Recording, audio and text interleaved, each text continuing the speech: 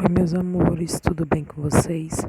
Então, dando continuidade às nossas aulas, a gente vai estudar hoje o capítulo que fala sobre a independência da América Latina, certo? Então, a gente vai entender um pouco dos processos da independência na América Espanhola.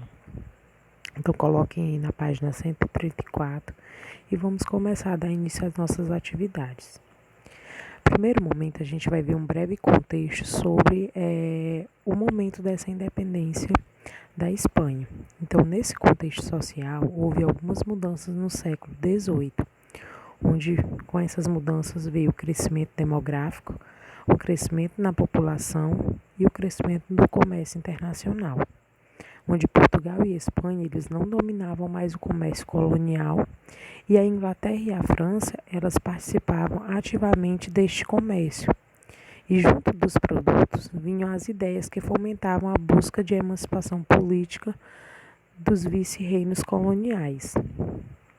E dentro desse contexto, houve os dois tipos de política, que era a política expansionista de Napoleão Bonaparte, onde essa política debilitava o governo espanhol, e ocorreu essa política expansionista na datação de 1808 a 1813, onde a Espanha esteve ocupada pela França.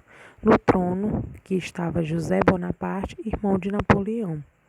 E o capitalismo industrial e o sistema colonial, eles tiveram um contexto dentro de um trabalho assalariado, vezes o trabalho escravo.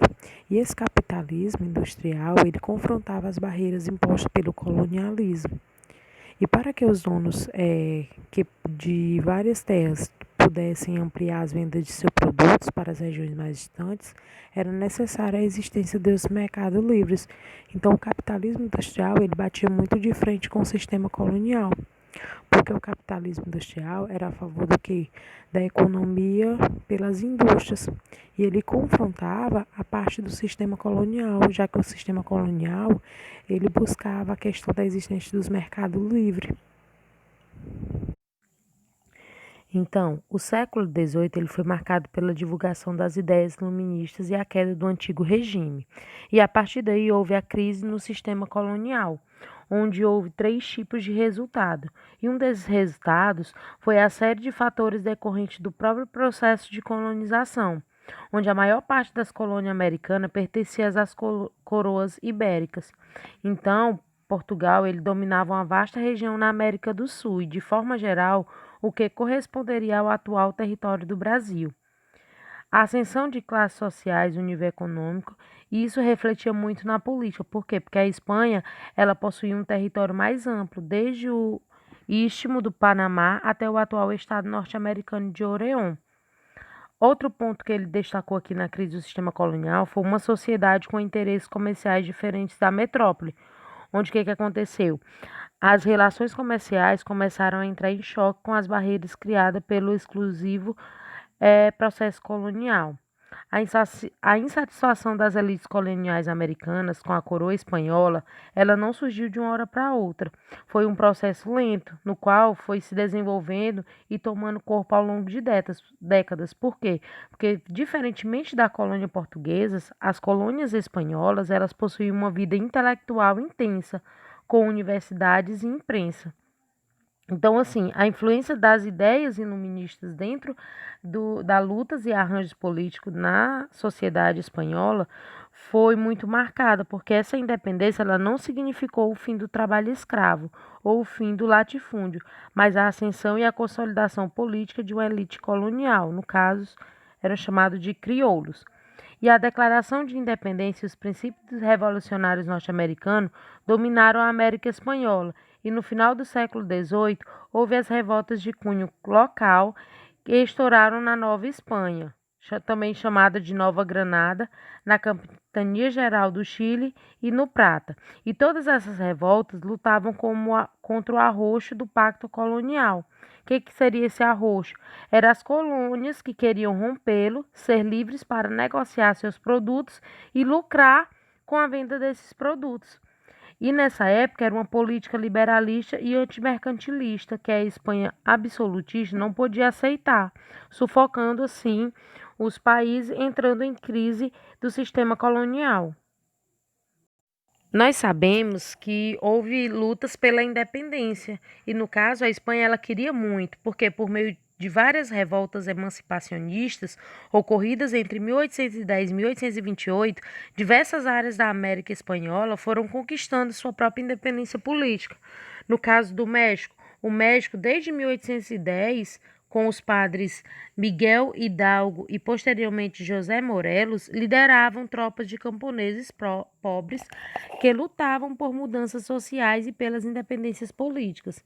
E em 1821, o general Agostinho Iturbide, militar que combatia os rebeldes, traiu o governo espanhol e se proclamou imperador, onde em 1823 foi derrubado por republicanos. Então, assim, essas tropas sediadas nas colônias, elas foram fortes o suficiente para abafar essas revoltas. E a Espanha, por sua vez, teve condições de defender as suas possessões americanas. Só que o mesmo não aconteceria no século XIX. E aí, do México, a luta pela independência, ela se espalhou pela América Central. E no final desse processo, formaram-se regiões que são chamadas de províncias. E, posteriormente, essas províncias fragmentaram-se em diversos países, como a Guatemala, Honduras, Costa Rica e El Salvador. Então, foi a partir dessa luta pela independência que eles conseguiram a criação de novos países, de novas províncias. E a gente tem a luta da independência na América do Sul, onde a gente entra aí com Simão Bolívar, que foi datação de 1778 a 1830. Ele sonhou com uma nação forte e soberana na América Latina. Junto desse sonho, a ajuda do venezuelano Antônio José de Sucre foi liderado o movimento e organizou um exército popular. E ele era considerado o libertador da Venezuela, da Colômbia, do Equador, da Bolívia e do Peru. E também, junto com ele, na luta pela independência, entrou São Martín, que comandou um exército contra as forças espanholas, obtendo importante vitória nas regiões sul e central da América do Sul. E por comandar esse exército, ele foi considerado o libertador da Argentina, do Chile e do Peru.